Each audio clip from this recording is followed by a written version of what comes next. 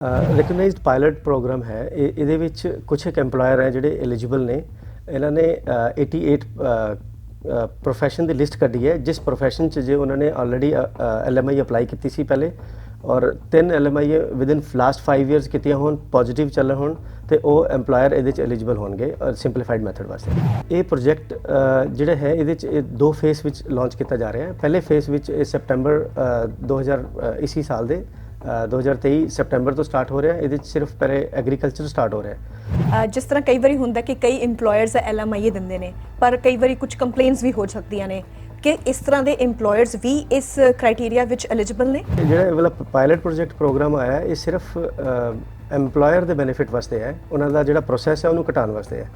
जिहड़ा as far as visitor is concerned कि अगर कोई विजिटर ऑलरेडी हैगा ਉਹਦੇ ਨਾਲ ਇਸ ਪ੍ਰੋਗਰਾਮ ਨਾਲ ਕੋਈ ਡਾਇਰੈਕਟ ਇੰਪੈਕਟ ਨਹੀਂ ਹੈ। ਉਹ ਪਹਿਲੇ ਵੀ ਲੈ ਸਕਦੇ ਸੀ, ਉਹ ਹੁਣ ਵੀ ਲੈ ਸਕਦੇ ਨੇ। ਜ਼ਰੂਰੀ ਗੱਲ ਸਾਹਮਣੇ ਆਉਂਦੀ ਹੈ ਜਦੋਂ ਵੀ ਅਸੀਂ LMI ਦੀ ਗੱਲ ਕਰਦੇ ਹਾਂ ਤਾਂ ਇਹਦੇ ਨਾਲ ਕਈ ਤਰ੍ਹਾਂ ਦੀਆਂ ਖਬਰਾਂ ਸੁਣਨ ਨੂੰ ਮਿਲਦੀਆਂ ਨੇ। ਕਈਆਂ ਦੇ ਐਕਸਪੀਰੀਅੰਸ ਨੈਗੇਟਿਵ ਹੁੰਦੇ ਨੇ, ਕਈਆਂ ਦੇ ਐਕਸਪੀਰੀਅੰਸ ਬਹੁਤ ਪੋਜ਼ਿਟਿਵ ਵੀ ਹੁੰਦੇ ਨੇ।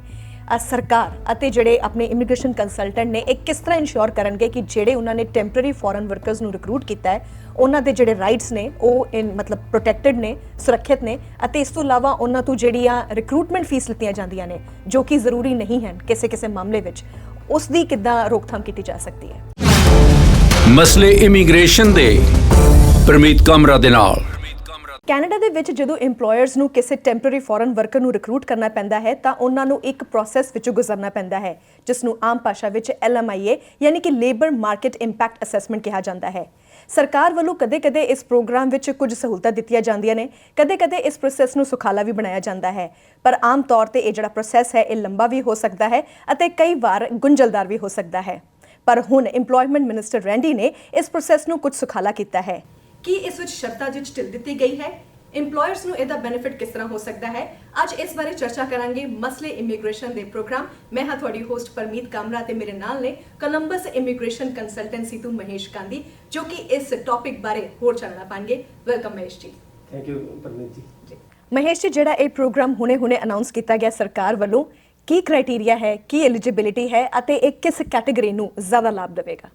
ਹਾਂਜੀ ਪਰਮੀਤ ਜੀ, ਇਹ ਹੈ ਰਿਕਗਨਾਈਜ਼ਡ EMPLOYER ਪਾਇਲਟ। ਇਹਦੇ 'ਚ ਕੁਛ ਇੱਕ 88 ਇਹਨਾਂ ਦੇ ਸਕਿੱਲ ਹੈਗੇ ਨੇ ਜਿਨ੍ਹਾਂ ਨੇ ਆਲਰੇਡੀ ਕਿਸੇ ਨੇ LMI ਅਪਲਾਈ ਕੀਤੀ ਹੋਏਗੀ ਉਸ EMPLOYER ਨੇ, ਔਰ 3 LMI ਅਪਰੂਵ ਹੋਣੀ ਚਾਹੀਦੀਆਂ ਨੇ, 5 ਸਾਲਾਂ 'ਚ ਹੋਣੀ ਚਾਹੀਦੀਆਂ ਨੇ। ਉਹ EMPLOYER ਐਲੀਜੀਬਲ ਹੈਗੇ ਇਸ ਪ੍ਰੋਗਰਾਮ 'ਚ। ਇਸ ਪ੍ਰੋਗਰਾਮ ਦਾ ਬੈਨੀਫਿਟ ਰਹੇਗਾ, ਇਹ ਸਿੰਪਲੀਫਾਈਡ ਮੈਥਡ ਰਹੇਗਾ ਇਹਨਾਂ ਵਾਸਤੇ। ਜੀ, ਜਿਵੇਂ ਤੁਸੀਂ ਗੱਲ ਕਹੀ ਸਿੰਪਲੀਫਾਈਡ ਦੀ, ਪਹਿਲਾਂ ਇਹ ਪ੍ਰੋਸੈਸ ਕਿੰਨਾ ਕੰਪਲੈਕਸ ਸੀ ਅਤੇ ਕਿਹੜੀਆਂ ਚੀਜ਼ਾਂ ਹੁਣ ਇਹਦੇ ਵਿੱਚ ਸਿੰਪਲੀਫਾਈ ਹੋ ਚੁੱਕੀਆਂ ਨੇ? ਰਿਕਗਨਾਈਜ਼ਡ ਪਾਇਲਟ ਪ੍ਰੋਗਰਾਮ ਹੈ ਇਹਦੇ ਵਿੱਚ ਕੁਛ ਇੱਕ EMPLOYER ਹੈ ਜਿਹੜੇ ਐਲੀਜੀਬਲ ਨੇ।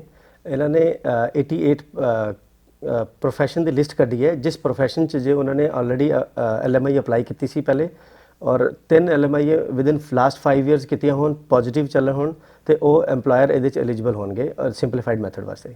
जी, जिहड़ा प्रोग्राम असीं इसनूं रैप कह रहे हैं आजकल, ये जिहड़ा प्रोग्राम है किस तरह ये हुण बेनीफिट करेगा इंप्लॉयर्स नूं एज कंपेयर टू जिहड़ी पहला प्रोसैस सी? कि वो लंबी सी अते कुछ शॉर्ट प्रोसैस है? हाँ जी, ये प्रोसैस सीगा 3 महीने का या 4 महीने का प्रोसैस होंदा सीगा स्टार्टिंग फ्रॉम एडवर्टीजमेंट। पहला ऐड देंदे सीगे, ऐड तो बाद 28 डेज़ तो बाद तुसीं एलिजिबल होंदे हो LMI की एप्लीकेशन पाने वास्ते। तो LMI एप्लीकेशन पाने वास्ते उस तो बाद इन्हां नूं अप्रोक्सीमेटली 2 मंथ्स लग जाते सीगे अप्रूव होने वास्ते। तो टोटल 3 ते 3.5 महीने का प्रोजैक्ट सीगा। ये सिंपलीफाइड करके इन्हां दा टाइम डेफिनेटली घटाया जाएगा। जिस तरह तुसीं दस्सिया कि टाइम घटाया जाएगा, सो किहड़ी प्रोसैस है जिस दे वार-वार हुण इंप्लॉयर्स नूं रजिस्टर नहीं करना पवेगा कि कुछ स्क्रूटनी घटाई जाएगी? किस तरह के जिहड़े बेनीफिट होणगे? इन्होंने इस बारे अजे कोई क्लीयर कट इंस्ट्रक्शंस नहीं दी कि प्रोसैस फ्लो की होएगा, बट जो ये दस्सिया जा रहा है कि इन्हां दा प्रोसैस इस हिसाब नाल सिंपलीफाई किया जाएगा। जो मैं एक्सपैक्ट कर रहा कुछ साल पहले क्यूबैक भी सिंपलीफाइड मैथड स्टार्ट होया सीगा, ਉਹਦੇ 'ਚ ਇਹਨਾਂ ਨੇ ਐਗਜ਼ੈਂਪਟ ਕਰ ਦਿੱਤਾ ਸੀਗਾ ਕਿ ਤੁਹਾਨੂੰ ਐਡ ਦੇਣ ਦੀ ਜ਼ਰੂਰਤ ਨਹੀਂ ਹੈਗੀ ਕਿਉਂਕਿ ਇਹ ਆਲਰੇਡੀ ਆਇਡੈਂਟੀਫਾਈ ਹੋ ਚੁੱਕੇ ਆ, ਇਹਨਾਂ ਦੀ ਸ਼ਾਰਟੇਜ ਹੈਗੀ ਹੈ, ਇਹਨਾਂ ਵਾਸਤੇ ਕੰਮ ਇੰਨੇ ਹੀ ਮਿਲਦੇ ਕੈਨੇਡਾ 'ਚ। ਜਿਸ ਤਰ੍ਹਾਂ ਤੁਸੀਂ ਦੱਸਿਆ ਕਿ ਸਪਲਾਈ ਚੇਨ ਨੂੰ ਬਹਾਲ ਕਰਨ ਵਾਸਤੇ ਇੱਥੇ ਟੈਂਪਰੇਰੀ ਫੋਰਨ ਵਰਕਰਸ ਦੀ ਹਮੇਸ਼ਾ ਹੀ ਸ਼ਾਰਟੇਜ ਰਹਿੰਦੀ ਹੈ ਕੈਨੇਡਾ ਵਿੱਚ, ਸੋ ਉਹ ਜਿਹੜੀ ਕਮੀ ਹੈ ਉਸ ਨੂੰ ਪੂਰਾ ਕਰਨ ਲਈ ਇਹ ਪ੍ਰੋਜੈਕਟ ਲਾਂਚ ਕੀਤਾ ਜਾਵੇਗਾ। ਸੋ ਇਹ ਪ੍ਰੋਜੈਕਟ ਦੀ ਲਾਂਚ ਡੇਟ ਕੀ ਹੋਵੇਗੀ? ਇਹ ਪ੍ਰੋਜੈਕਟ ਜਿਹੜਾ ਹੈ ਇਹਦੇ 'ਚ 2 ਫੇਸ ਵਿੱਚ ਲਾਂਚ ਕੀਤਾ ਜਾ ਰਿਹਾ ਹੈ। ਪਹਿਲੇ ਫੇਸ ਵਿੱਚ ਸਿਤੰਬਰ 2000 इसी साल ਦੇ 2023 सितंबर तो स्टार्ट हो रहा है। ये सिर्फ पहले एग्रीकल्चर स्टार्ट हो रहा है। सैकेंड फेस ਇਹਦਾ जनवरी 2024 तो स्टार्ट होएगा ਜਿਹਦੇ ਚ ਬਾਕੀ ਸਾਰੇ ਲਿਸਟ ਆਫ ਆਕੂਪੇਸ਼ਨ ਜਿਹੜੇ ਹੈਗੇ 84 ਆਕੂਪੇਸ਼ਨ ਹੈਗੇ ਜਿਹੜੇ ਉਹਦੇ ਚ ਫਾਲ ਕਰਨਗੇ। ਜਿਹੜੇ ਸਪਟੈਂਬਰ ਵਿੱਚ ਪ੍ਰੋਜੈਕਟ ਸ਼ੁਰੂ ਹੋ ਰਿਹਾ ਹੈ ਉਹਦੇ ਵਿੱਚ ਕਿਹੜੀਆਂ ਕੈਟਾਗਰੀਜ਼ ਇੰਕਲੂਡ ਹੋਣਗੀਆਂ ਤੇ ਜਿਹੜਾ ਜਨਵਰੀ 'ਚ ਵਾਪਸ ਸ਼ੁਰੂ ਹੋਵੇਗਾ ਉਹਦੇ ਵਿੱਚ ਕਿਹੜੀਆਂ ਕੈਟਾਗਰੀਜ਼ ਹੋਣਗੀਆਂ ਜੇ ਤੁਸੀਂ ਦੱਸ ਸਕੋ। ਜਿਹੜੀ ਸਪਟੈਂਬਰ 'ਚ ਹੋ ਰਿਹਾ ਹੈ ਇਹ ਸਿਰਫ 4 ਹੀ ਕੈਟਾਗਰੀਜ਼ ਨੇ ਜਿਹੜੀਆਂ ਐਗਰੀਕਲਚਰ ਦੇ ਨਾਲ ਰਿਲੇਟਡ ਨੇ, ਲਾਈਵ ਸਟਾਕਸ ਵਾਲੇ ਲੇਬਰ ਹੋ ਗਏ ਔਰ ਗ੍ਰੀਨ ਨਰਸਰੀ ਵਾਲੇ ਹੋ ਗਏ।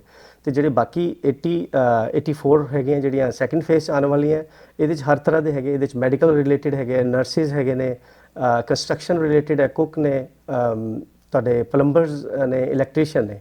ਤਾਂ ਇਸ ਟਾਈਪ ਦੇ ਕੰਮ ਇਹਦੇ 'ਚ ਆਉਣਗੇ। ਜਿਵੇਂ ਤੁਸੀਂ ਦੱਸਿਆ ਕਿ ਜਿਹੜੇ EMPLOYERS ਨੇ ਉਹ ਇਹਦੇ ਵਿੱਚ LMIA ਕਰ ਸਕਦੇ ਨੇ, ਕੁਝ ਨੰਬਰ ਆਫ LMIAs ਹੀ ਉਹ ਕਰ ਸਕਦੇ ਨੇ ਕਿ ਕੋਈ ਕੈਪ ਨਹੀਂ ਹੈ ਰਿਸਟ੍ਰਿਕਸ਼ਨਸ ਤੇ? ਔਰ ਐਲੀਜੀਬਿਲਿਟੀ ਕ੍ਰਾਈਟੇਰੀਆ ਕੀ ਹੈ ਉਹਨਾਂ EMPLOYERS ਦੀ, ਕਿਸ ਤਰ੍ਹਾਂ ਉਹਨਾਂ ਨੂੰ ਲਿਸਟ ਵਿੱਚ ਕੁਆਲੀਫਾਈ ਕਰ ਸਕਦੇ ਨੇ ਇਸ ਪਾਇਲਟ ਪ੍ਰੋਗਰਾਮ ਦੀ? ਕੈਪ ਦੇ ਬਾਰੇ ਇਹਨਾਂ ਨੇ ਕੋਈ ਅਜੇ ਨਹੀਂ ਦੱਸਿਆ, ਬਟ ਜੋ ਮੈਨੂੰ ਲੱਗਦਾ ਹੈ ਕਿ ਇਹਦੇ 'ਚ ਡੈਫੀਨੇਟਲੀ ਕੋਈ ਕੈਪ ਹੋਏਗੀ। ਇਹ ਨਹੀਂ ਹੋ ਸਕਦਾ ਕਿ ਕਿਸੇ ਨੇ ਸਿਰਫ 3 ਹੀ LMI ਅਪਲਾਈ ਕੀਤੀਆਂ ਹੋਣ ਤੇ ਉਸ ਤੋਂ ਬਾਅਦ ਅਨਲਿਮਿਟਿਡ ਅਪਲਾਈ ਕਰ ਸਕੇ। Definitely there will be a cap.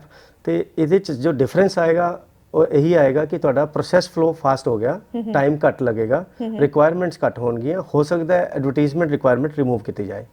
ਜਿਸ ਤਰ੍ਹਾਂ ਕਈ ਵਾਰੀ ਹੁੰਦਾ ਕਿ ਕਈ EMPLOYERS LMIA ਦਿੰਦੇ ਨੇ ਪਰ ਕਈ ਵਾਰੀ ਕੁਝ ਕੰਪਲੇਂਟਸ ਵੀ ਹੋ ਸਕਦੀਆਂ ਨੇ ਕਿ ਇਸ ਤਰ੍ਹਾਂ ਦੇ EMPLOYERS ਵੀ ਇਸ ਕ੍ਰਾਈਟੇਰੀਆ ਵਿੱਚ ਐਲੀਜੀਬਲ ਨੇ? ਐਲੀਜੀਬਿਲਿਟੀ ਕ੍ਰਾਈਟੇਰੀਆ 'ਚ ਉਹੀ EMPLOYER ਐਲੀਜੀਬਲ ਹੋਣਗੇ ਜਿਨ੍ਹਾਂ ਨੇ 5 ਸਾਲ 'ਚ 3 LMIA ਪੋਜ਼ਿਟਿਵ ਕੱਢੀਆਂ ਹੋਣਗੀਆਂ, ਪਲੱਸ ਉਹਨਾਂ ਦੀ ਕੋਈ ਕੰਪਲੇਂਟ ਨਹੀਂ ਹੋਏਗੀ। ਕੰਪਲਾਇੰਸਿਸ ਜਿਹੜੇ ਵੀ ਗਵਰਨਮੈਂਟ ਦੀ ਉਹਨਾਂ ਨੇ ਕਮਿਟਮੈਂਟ ਕੀਤੀ ਹੈ ਉਹ ਉਹਨਾਂ ਨੇ ਫੁੱਲਫਿਲ ਕੀਤਾ ਹੋਏਗਾ ਕਿ ਕੋਈ ਕਿਸੇ ਵੀ ਤਰ੍ਹਾਂ ਦੀ ਕੋਈ ਕੰਪਲੇਂਟ। ਇਟ ਮੀਨਸ ਉਹ ESDC ਦੇ ਗੁੱਡ ਬੁੱਕਸ ਹੋਣਾ ਚਾਹੀਦਾ ਉਹ EMPLOYER।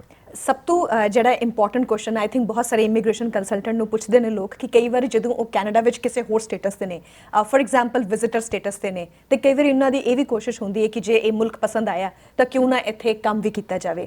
ਔਰ ਕਈ ਵਾਰੀ ਉਹ ਟੈਂਪਰੇਰੀ ਫੋਰਨ ਵਰਕਰਸ ਵਾਸਤੇ ਵੀ ਅਪਲਾਈ ਕਰਦੇ ਨੇ ਕਿ ਜਿਹੜਾ ਬੰਦਾ ਇੱਥੇ ਆਲਰੇਡੀ ਜਾਂ ਜਿਹੜਾ ਪਰਸਨ ਇੱਥੇ ਆਲਰੇਡੀ ਰਹਿ ਰਿਹਾ ਹੈ ਇਸ ਕੈਟਾਗਰੀ ਵਿੱਚ ਅਪਲਾਈ ਕਰ ਸਕਦਾ ਹੈ ਕਿ ਉਹਨਾਂ ਨੂੰ ਆਪਣੇ ਦੇਸ਼ ਜਾ ਕੇ ਹੀ ਇਸ ਚੀਜ਼ ਵਾਸਤੇ ਅਪਲਾਈ ਕਰਨਾ ਪਏਗਾ ਜਾਂ EMPLOYER ਨੂੰ ਇਸ ਤਰ੍ਹਾਂ ਕਰਨਾ ਪਏਗਾ? ਜਿਹੜਾ ਇਹ ਵਾਲਾ ਪਾਇਲਟ ਪ੍ਰੋਜੈਕਟ ਪ੍ਰੋਗਰਾਮ ਆਇਆ ਇਹ ਸਿਰਫ EMPLOYER ਦੇ ਬੈਨੀਫਿਟ ਵਾਸਤੇ ਹੈ, ਉਹਨਾਂ ਦਾ ਜਿਹੜਾ ਪ੍ਰੋਸੈਸ ਹੈ ਉਹਨੂੰ ਘਟਾਉਣ ਵਾਸਤੇ ਹੈ। ਜਿਹੜਾ as for as visitor is concerned ਕਿ ਅਗਰ ਕੋਈ ਵਿਜ਼ਿਟਰ ਆਲਰੇਡੀ ਹੈਗਾ ਉਹਦੇ ਨਾਲ ਇਸ ਪ੍ਰੋਗਰਾਮ ਦੇ ਨਾਲ ਕੋਈ ਡਾਇਰੈਕਟ ਇੰਪੈਕਟ ਨਹੀਂ ਹੈ। ਉਹ ਪਹਿਲੇ ਵੀ ਲੈ ਸਕਦੇ ਸੀ, ਉਹ ਹੁਣ ਵੀ ਲੈ ਸਕਦੇ ਨੇ ਅਗਰ ਆਪਣਾ ਵਰਕ ਪਰਮਿਟ ਅਗਰ ਲੈਣਾ ਚਾਹਣ।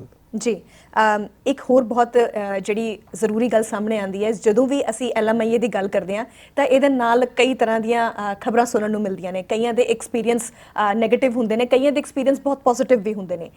ਸਰਕਾਰ ਅਤੇ ਜਿਹੜੇ ਆਪਣੇ ਇਮੀਗ੍ਰੇਸ਼ਨ ਕੰਸਲਟੈਂਟ ਨੇ ਇਹ ਕਿਸ ਤਰ੍ਹਾਂ ਇਨਸ਼ੋਰ ਕਰਨਗੇ ਕਿ ਜਿਹੜੇ ਉਹਨਾਂ ਨੇ ਟੈਂਪਰੇਰੀ ਫੋਰਨ ਵਰਕਰਸ ਨੂੰ ਰਿਕਰੂਟ ਕੀਤਾ ਹੈ ਉਹਨਾਂ ਦੇ ਜਿਹੜੇ ਰਾਈਟਸ ਨੇ ਉਹ ਮਤਲਬ ਪ੍ਰੋਟੈਕਟਡ ਨੇ, ਸੁਰੱਖਿਅਤ ਨੇ, ਅਤੇ ਇਸ ਤੋਂ ਇਲਾਵਾ ਉਹਨਾਂ ਤੋਂ ਜਿਹੜੀਆਂ ਰਿਕਰੂਟਮੈਂਟ ਫੀਸ ਲਿੱਤੀਆਂ ਜਾਂਦੀਆਂ ਨੇ ਜੋ ਕਿ ਜ਼ਰੂਰੀ ਨਹੀਂ ਹਨ ਕਿਸੇ ਕਿਸੇ ਮਾਮਲੇ ਵਿੱਚ, ਉਸ ਦੀ ਕਿੱਦਾਂ ਰੋਕਥਾਮ ਕੀਤੀ ਜਾ ਸਕਦੀ ਹੈ? ਦੇਖੋ ਜਿਹੜੀ ਜੈਨੂਇਨ ਫੀਸ ਹੈ ਉਹਦੇ 'ਚ ਉਸ ਤੋਂ ਬਿਨਾਂ ਤਾਂ ਕੰਮ ਵੀ ਨਹੀਂ ਹੋ ਸਕਦਾ। ਜੇ ਗੱਲ ਕਰੀਏ ਕਿ ਕੋਈ ਐਕਸਟਰਾ ਆਰਡੀਨਰੀ ਕੋਈ ਬੈਨੀਫਿਟ ਲਿੱਤਾ ਜਾਂਦਾ ਹੈ, ਕੋਈ ਐਕਸਟਰਾ ਪੈਸੇ ਲਿੱਤੇ ਜਾਂਦੇ ਨੇ, ਇਸ ਬਾਰੇ ਸੁਣਨ ਨੂੰ ਤਾਂ ਬਹੁਤ ਕੁਝ ਆਉਂਦਾ ਹੈ, ਸਾਰੀ ਜਗ੍ਹਾ ਖਬਰਾਂ ਵੀ ਹੁੰਦੀਆਂ ਨੇ, ਪਰ ਐਵੇਂ ਦਾ ਇਸ ਪ੍ਰੋਫੈਸ਼ਨ ਨੂੰ ਜੋ ਮੈਂ ਸਮਝਦਾ ਬਹੁਤ ਜ਼ਿਆਦਾ ਬਦਨਾਮ ਕੀਤਾ ਜਾ ਰਿਹਾ ਹੈ। ਇਹਦੇ 'ਚ ਹੋ ਸਕਦਾ ਕੋਈ ਕਦਾ ਕੋਈ ਕੇਸ ਹੋਇਆ ਹੋਏਗਾ, ਕਿਸੇ ਵੀ ਪ੍ਰੋਫੈਸ਼ਨ 'ਚ ਹੋ ਸਕਦਾ ਹੈ, ਪਰ ਮੈਨੂੰ ਇਹ ਲੱਗਦਾ ਹੈ ਕਿ ਇਸ ਪ੍ਰੋਫੈਸ਼ਨ ਨੂੰ ਉਸ ਨਿਗਾਹ ਨਾਲ ਨਹੀਂ ਦੇਖਿਆ ਜਾਣਾ ਚਾਹੀਦਾ।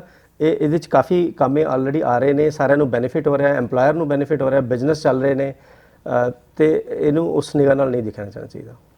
ਮਹੇਸ਼ ਜੀ, ਜਿਵੇਂ ਤੁਸੀਂ ਦੱਸਿਆ ਕਿ ਹੁਣ ਇਹ ਜਿਹੜੀ ਕੈਪ ਹੈ ਇਸ ਨੂੰ EMPLOYERS ਵਾਸਤੇ ਥੋੜਾ ਸੌਖਾ ਕੀਤਾ ਜਾ ਸਕੇਗਾ, ਕੀ ਉਮੀਦ ਹੈ ਕਿ ਇਹਦੇ ਨਾਲ ਟੈਂਪਰੇਰੀ ਫੋਰਨ ਵਰਕਰਸ ਦੀ ਜਿਹੜੀ ਗਿਣਤੀ ਹੈ ਉਹ ਕਿੰਨੀ ਕੁ ਵੱਧ ਸਕਦੀ ਹੈ? ਜੇ ਤੁਸੀਂ ਕੁਝ ਸਟੈਟਿਸਟਿਕਸ ਸਾਡੇ ਨਾਲ ਸ਼ੇਅਰ ਕਰ ਸਕੋ। ਦੇਖੋ ਇਹਦੇ ਨਾਲ ਇਹ ਅਗਰ ਪ੍ਰੋਸੈਸ ਫਾਸਟ ਹੋਏਗਾ, ਜਿਨ੍ਹਾਂ ਨੂੰ ਵਰਕ ਪਰਮਿਟ ਵਾਸਤੇ ਵੇਟ ਕਰਨੀ ਪੈਂਦੀ ਸੀ ਉਹ ਜਲਦੀ ਵਰਕ ਪਰਮਿਟ ਅਪਲਾਈ ਕਰ ਸਕਦੇ ਨੇ ਜੀ। ਜਿਹੜਾ ਉਹਨਾਂ ਦਾ ਟੋਟਲ ਪ੍ਰੋਸੈਸ LMIA ਦਾ ਸੀਗਾ 3 ਮਹੀਨੇ ਦਾ ਸੀਗਾ, ਪਲੱਸ ਉਹਦਾ ਵਰਕ ਪਰਮਿਟ ਦਾ ਪ੍ਰੋਸੈਸ ਯੂਜੂਅਲੀ 2 ਮਹੀਨੇ ਦਾ ਸੀਗਾ, ਤਾਂ 5 ਮਹੀਨੇ ਵੀ ਲੱਗ ਜਾਂਦੇ ਸੀਗੇ ਯੂਜੂਅਲੀ।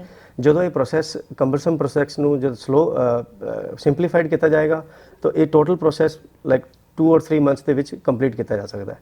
ਤਾਂ ਉਹਦੇ 'ਚ ਡੈਫੀਨੇਟਲੀ ਥੋੜਾ ਜਿਹਾ ਬੈਨੀਫਿਟ ਹੋਏਗਾ, ਬਟ ਕਿੰਨਾ ਬੈਨੀਫਿਟ ਹੋਏਗਾ ਇਹ ਕਹਿਣਾ ਬੜਾ ਮੁਸ਼ਕਿਲ ਹੈ। ਪਿਛਲੇ ਕੁਝ ਸਾਲਾਂ ਵਿੱਚ ਅਸੀਂ ਜਿਹੜਾ ਰੁਝਾਨ ਦੇਖਿਆ ਟੈਂਪਰੇਰੀ ਫੋਰਨ ਵਰਕਰਸ ਦੀ ਜਿਹੜੀ ਗਿਣਤੀ ਦੇਖੀ ਹੈ ਇਹ ਵਧੀ ਹੈ ਕਿ ਘਟੀ ਹੈ? ਕੁਝ ਜੇ ਤੁਸੀਂ ਇਸ ਦੇ ਬਾਰੇ ਦੱਸ ਸਕੋ। ਹਾਂ, ਪਹਿਲੇ ਔਰ ਹੁਣ ਦੇ ਵਿੱਚ ਇਹ ਗ੍ਰੈਜੂਅਲੀ ਇਨਕਰੀਜ਼ ਹੋ ਰਹੀ ਹੈ, ਹੁਣ ਕਾਫੀ ਵੱਧ ਚੁੱਕੀ ਹੈ। ਕਿਹੜੀਆਂ ਕੈਟਾਗਰੀਜ਼ ਜ਼ਿਆਦਾ ਪਪੂਲਰ ਨੇ ਇਸ ਟਾਈਮ? ਜਿਹੜੀ ਪਪੂਲਰ ਨੇ ਕੰਸਟਰਕਸ਼ਨ ਦੇ ਨਾਲ ਰਿਲੇਟਡ ਨੇ, ਹੈਲਥ ਕੇਅਰ ਨਾਲ ਰਿਲੇਟਡ ਨੇ, ਟਰਾਂਸਪੋਰਟ ਦੇ ਡਰਾਈਵਰ, ਟਰੱਕ ਡਰਾਈਵਰ ਨਾਲ ਰਿਲੇਟਡ ਨੇ, ਇਹਨਾਂ ਦੀ ਕਾਫੀ ਡਿਮਾਂਡ ਹੈ ਇਸ ਟਾਈਮ। ਜੀ। ਇੱਥੇ ਮੈਂ ਤੁਹਾਨੂੰ ਦੱਸ ਦਿਆਂ ਕਿ ਜਿਹੜਾ ਕੁਝ ਅੰਕੜੇ ਮੇਰੇ ਕੋਲ ਵੀ ਨੇ, ਜਿਸ ਵਿੱਚ ਇਹ ਦੱਸਿਆ ਗਿਆ ਹੈ ਕਿ ਸਾਲ 2015 ਵਿੱਚ ਜਿਹੜੇ ਟੈਂਪਰੇਰੀ ਫੋਰਨ ਵਰਕਰਸ ਨੂੰ LMIA ਜ਼ਰੀਏ ਅਪਰੂਵ ਕੀਤਾ ਗਿਆ ਸੀ, ਉਹਨਾਂ ਦੀ ਗਿਣਤੀ ਸੀ 89,416, ਯਾਨੀ ਕਿ 79,416। ਪਰ ਹੁਣ ਜਿਹੜੇ ਬੀਤੇ ਸਾਲ ਦੇ ਅੰਕੜੇ ਨੇ ਉਹਨੇ 2,21,933। ਸੋ ਡੈਫੀਨੇਟਲੀ ਰੁਝਾਨ ਤਾਂ ਵਧਿਆ ਹੀ ਹੈ ਅਤੇ ਜਿਹੜੀ ਟੈਂਪਰੇਰੀ ਫੋਰਨ ਵਰਕਰਸ ਦੀ ਗਿਣਤੀ ਹੈ ਉਹ ਵੀ ਵਧ ਰਹੀ ਹੈ।